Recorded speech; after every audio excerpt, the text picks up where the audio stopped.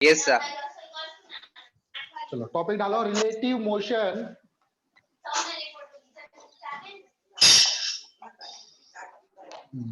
Mic off कर लो अभी आपने, जब क्वेश्चन पूछना हो तब आप लोग पूछ लेना। ठीक है, तो देखो अब अगर मान लो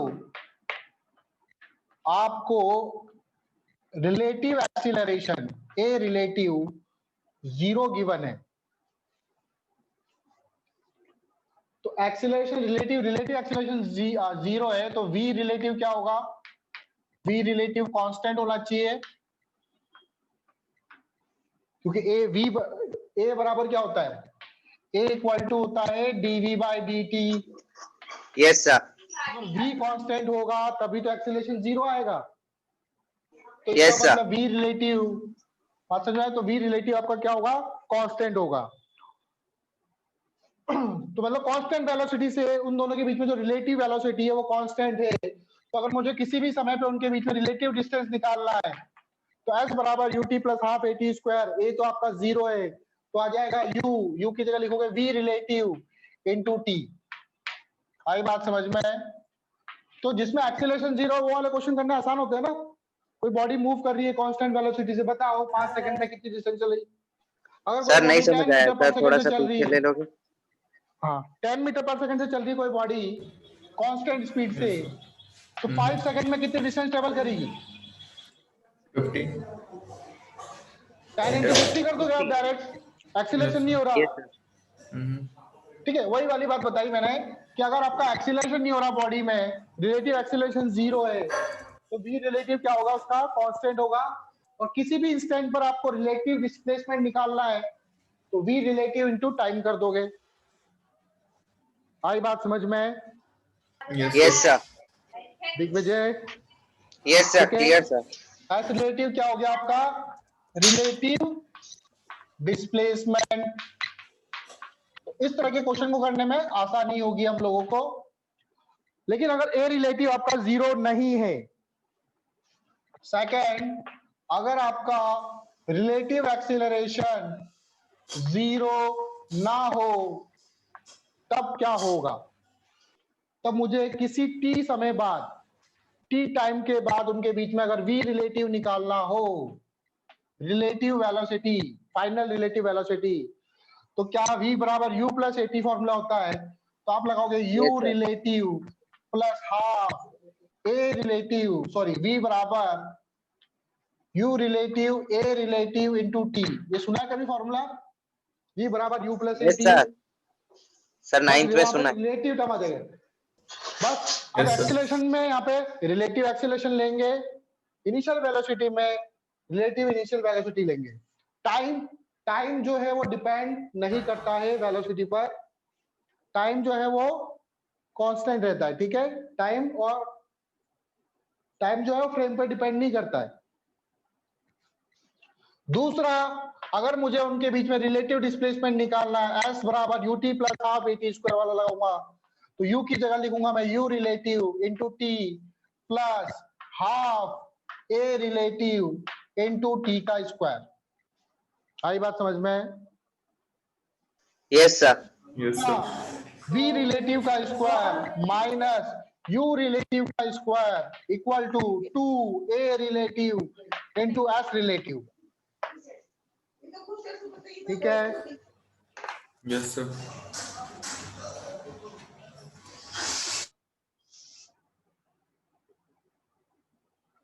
तो जैसे ए रिलेटिव एक्सीलरेशन कब 0 होगा?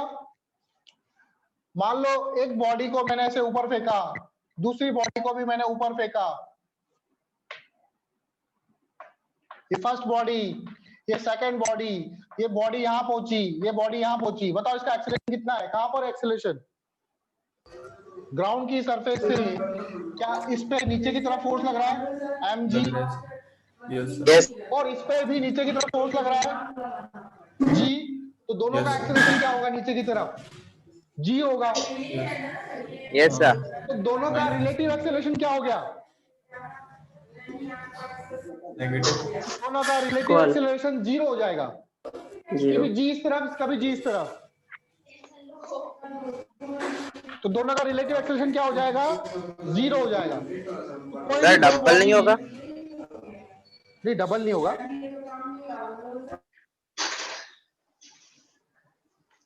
सर ऐसा क्यों? डबल कैसे होगा बेटा? सर सर क्योंकि सेम रिलेटिव में डायरेक्शन। कंपेयर करें ना सर दोनों को।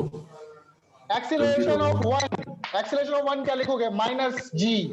एक्सीलरेशन ऑफ टू क्या लिखोगे? Minus g. Yes acceleration sir. Of one with respect to two क्या लिखोगे? A1 minus A2। Okay sir समझ गया सर। तो माइनस जी माइनस का जी क्या हो जाएगा? 0 आ जाएगा। 0 0। Yes sir. तो दो बॉडी जो ग्राउंड के सरफेस से अबव है, दोनों का एक्सीलरेशन क्या होगा? रिलेटिव एक्सीलरेशन 0 होगा। ठीक है, इस पर भी क्वेश्चंस करेंगे हम लोग बाद में। अभी थोड़े इजी क्वेश्चन करते हैं। Okay sir.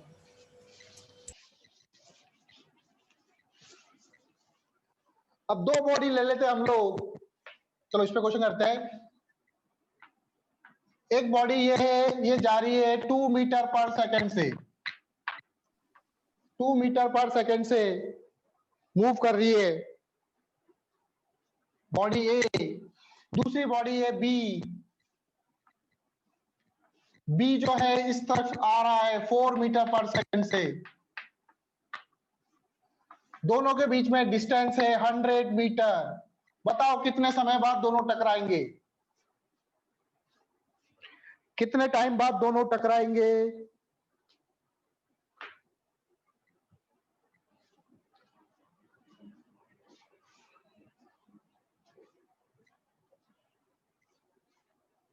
Find time taken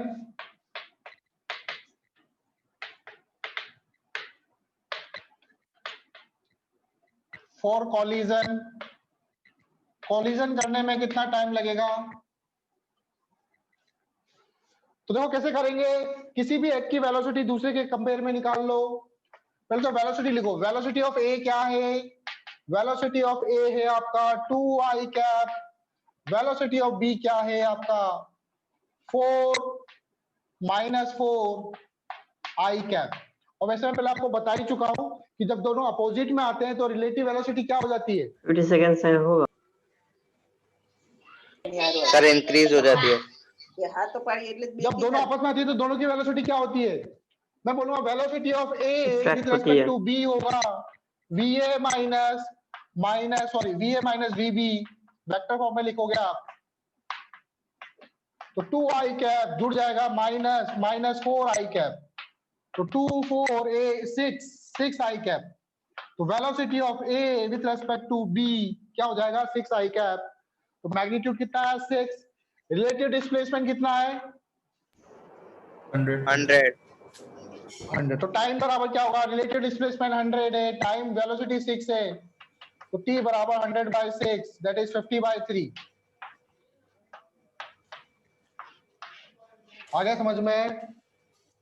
yes sir. Yes तो इस तरह के सर। क्वेश्चन करने को आसान है। इसमें कोई हाँ, एक्सेलरेशन वगैरह नहीं है। रिलेटिव स्पीड निकालो।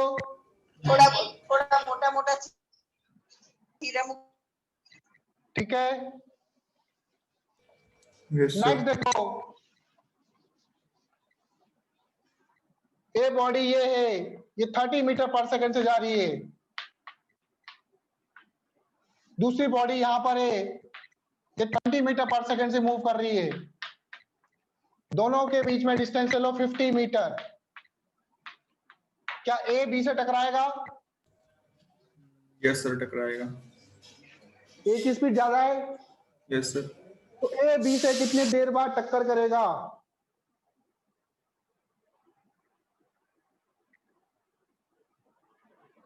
निकाल के बताओ। हाँ sir 2 minute sir. Sir 5 seconds. 2 minute. 2 minute answer आया। Sir 5 second. 5 सेकंड्स आ रहा है। अभी तूने और 2 सर मिनट बोला। 10। चलो नेक्स्ट क्वेश्चन देखो। ठीक है, ये तो छोटे मोटे सवाल है, आपने तो बड़े बड़े सवाल कर रखे हैं। यस सर कर रहे थे भूल गए। सर ये छोटे मोटे से कॉन्फिडेंस आता है। हाँ वही तभी हाँ, करवा सर। रहा हूँ मैं। तो एक पार्टिकल है इसकी इनिशियल वेलोसिटी गिवन है 10 मीटर पर सेकेंड। एक और दूसरा पार्टिकल है, इसकी इनिशियल वेलोसिटी u2 गिवन है आपको 6 मीटर पर सेकेंड। ठीक है, और आपको क्या गिवन है, एक्सीलरेशन गिवन है। इसका acceleration a1 equal to given है आपको 2 मीटर पर सेकेंड स्क्वायर। ये a है, ये b है, दोनों एक ही डायरेक्शन में जा रहे हैं। b की वेलोसिटी कांस्टेंट है, लेकिन a में क्या हो रहा है, एक्सीलरेशन हो रहा है। दोनों के बीच में इनिशियल डिस्टेंस 400 मीटर है, 400 मीटर। मुझे फाइंड करना है कि कितने समय बाद a b को पकड़ लेगा। सर बी की एक्सीलरेशन नहीं है? नहीं, इसका एक्सीलरेशन 0 है। Okay sir. Find time when A catches B. A catches B. कितने टाइम बाद A B को पकड़ लेगा, निकाल सकते हो? यस सर, निकाल लेना। करो, सॉल्व करो। चलो चलो बताता हूं, देखो इधर एक्स रिलेटिव कितना है, displacement of A with respect to B। A का B के रेस्पेक्ट में, अगर जब A B को पकड़ लेगा तो A का डिस्प्लेसमेंट B के रेस्पेक्ट में कितना हो जाएगा, 400 metre. Initial velocity of A with respect to B कितना है, that is UA minus UB। UA आपका 10 है, UB आपका 6 है, 10 minus 6 4। Acceleration of A with respect to B क्या है, acceleration of A minus acceleration of B, 2 minus 0 कितना आएगा, 2 मीटर पर सेकेंड स्क्वायर। अब हम लोग लगाएंगे formula S relative equal to U relative plus half a T relative plus half A relative into T का स्क्वायर। Yes sir. ठीक है, यस सर। S रिलेटिव की जगह कितना आएगा, 400। U रिलेटिव की जगह आएगा कितना, 40 प्लस हाफ A रिलेटिव की जगह आएगा 2 T स्क्वायर। 2 से 2 कैंसिल, तो आपके पास इक्वेशन बनेगी T square plus 4T minus 400 equal to 0। इसको Yes, sir. डिस्क्रिमिनेंट वाला फॉर्मूला, सॉरी हाँ D निकालते हैं ना, Shri Dharacharya formula, yes sir. उसे सॉल्व करेंगे। T equal to minus B minus 4 plus minus B का स्क्वायर, 4 का स्क्वायर 16 प्लस 400 बाय 2A, ये कितना है 1। ठीक है, यहां सॉल्व कर देंगे। T equal to minus 4 plus minus 416 by 2। अब देखो T की यहाँ पर कौन सी वैल्यू लेंगे, दो वैल्यू आएगी यहाँ पर, एक तो आएगी minus 4 minus 400 by 16 by 2। Sir तो नहीं लेंगे, 416 क्यों? नहीं होगा क्योंकि माइनस में, क्या बोल रहे हो सर, 400 सर 4 इन 4 AC होता है ना सर, तो फिर 1600 नहीं होगा। 1600 होगा। अब ठीक है, यस सर, 1600। 1600 होगा। ठीक है, यस सर। तो 16 हो जाएगा अंदर, 16 इंटू 16। ठीक है, 16 हो जाएगा। तो ये वाली वैल्यू नहीं लेंगे, क्यों, क्योंकि नेगेटिव में है दोनों, तो टाइम नेगेटिव में हो नहीं सकता।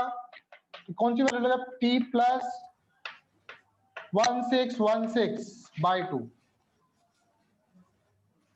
ठीक है, यस सर। समझ गए? Yes sir. चलो आगे देखो।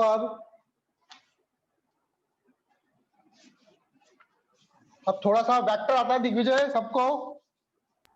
हाँ सर। हाँ सर, थोड़ा वेक्टर आता है। थोड़ा आता है, चलो ठीक है।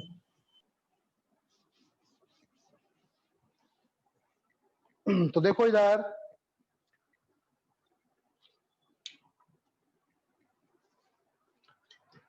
जैसे मैंने आपको बताया कि velocity of A with respect to B निकालने के लिए हम लोग क्या लिखते हैं, VA vector minus VB vector.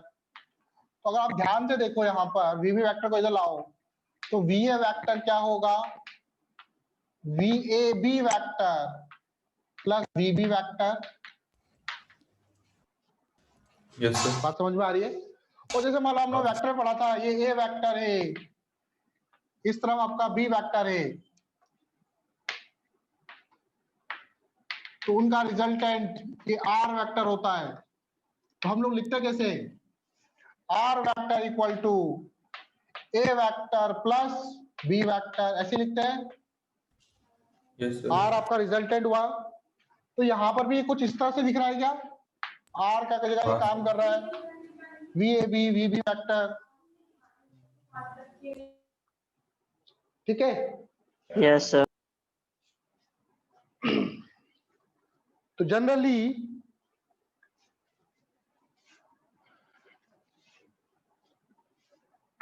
हम वेक्टर कैसे लिखेंगे, R vector equal to resultant equal to A vector plus B vector होता है आपका। तो इस वेक्टर के पास दो चीजें होती है, एक तो होता है मैग्नीट्यूड और एक होता है डायरेक्शन। ध्यान से समझना, मैग्नीट्यूड डायरेक्शन, इसका भी मैग्नीट्यूड डायरेक्शन, इसका भी मैग्नीट्यूड और डायरेक्शन। तो मेनली हमारे पास कितने वेरिएबल्स है, 6 चीजें हमसे पूछ सकता है पर 6 वेरिएबल है। 6 चीजें पूछ सकता है। तो 6 चीजों को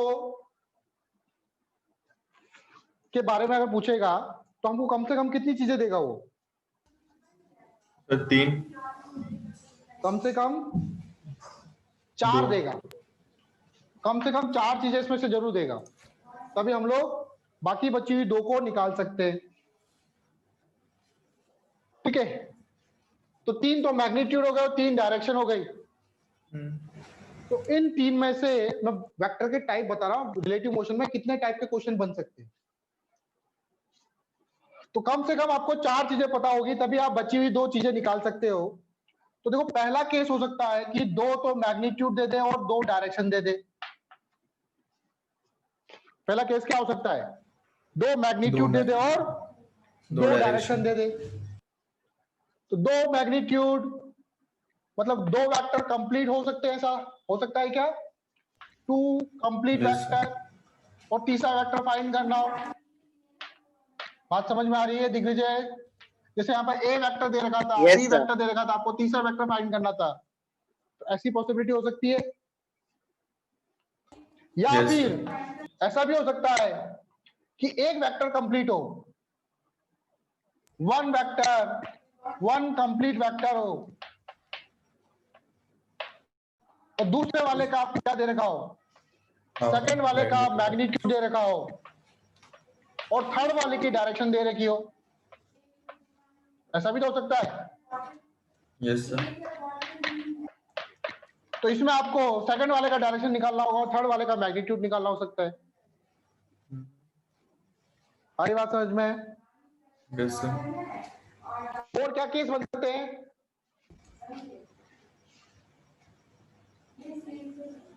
दूसरा केस बन सकता है आपका, मैग्नीट्यूड, 3 मैग्नीट्यूड और 1 डायरेक्शन। एक मैग्नीट्यूड हो और 3 डायरेक्शन हो। 4 चीजें चाहिए ना, एक मैग्नीट्यूड 3 डायरेक्शन। एक मैग्नीट्यूड 3 डायरेक्शन में क्या होगा, एक वेक्टर तो कंप्लीट का हो गया, एक का मैग्नीट्यूड डायरेक्शन मिल गया उसको, 1 कंप्लीट वेक्टर। दूसरे वाले की भी डायरेक्शन पता है आप लोगों को, और तीसरे वाले की आपको डायरेक्शन। तो सेकंड और थर्ड दोनों का मैग्नीट्यूड निकालना है। और क्या केस हो सकता है, और केस हो सकता है आपका थर्ड, 3 मैग्नीट्यूड हो, 1 डायरेक्शन हो। तो इस तरह का अगर आ जाए तो नहीं हो पाएगा सवाल। क्यों सर? 3 मैग्नीट्यूड दे दिया आपको, हाँ, और 1 की डायरेक्शन दे दी। मैंने बोल दिया कि ए वेक्टर इस तरफ लग रहा है, नॉर्थ की तरफ, ईस्ट की तरफ लग रहा है 3 मीटर, बी आपका 4 मीटर है, सी आपका 5 मीटर है। तो आप बता सकते हो बी और सी की डायरेक्शन किधर होगी? No sir. नहीं निकाल सकते ना हम लोग। तो कम से कम 2 डायरेक्शन देनी पड़ेगी आपको। क्वेश्चन में दो डायरेक्शन आपको, सर कभी आ गया तो ऐसे ही तो वो सॉल्व नहीं हो पाएगा, वो क्वेश्चन गलत होगा। फिर मार्क्स में जाएंगे उसके। ठीक है, यस तो आपके जनरली कितने केस बने? 1 2 3 केस बने ना, 2 मैग्नीट्यूड 2 डायरेक्शन में 2 केस, हाँ और 1 मैग्नीट्यूड 3 डायरेक्शन में 1 ही केस। तो ये तीन ही टाइप के सवाल होते हैं। हाँ, तीन ही टाइप के सवाल होते हैं पूरे रिलेटिव मोशन में। ठीक है, सर एक होता है तो दो ही होते हैं ना फिर तो, एक तो बन ही नहीं हाँ? सकता, एक बन ही नहीं सकता, नहीं, तो दो ही दो बोलेंगे ना। मैग्नीट्यूड 2 डायरेक्शन में 2 थे ना, अलग अलग। हाँ इसमें भी तो 2 थे, इसमें 2 कंप्लीट और हम्म, 1 कंप्लीट, 1 डायरेक्शन 1 मैग्नीट्यूड, हाँ हाँ 3 हो गए ना। Yes sir. सर 1 मिनट ठीक है। बचे बस। हम्म।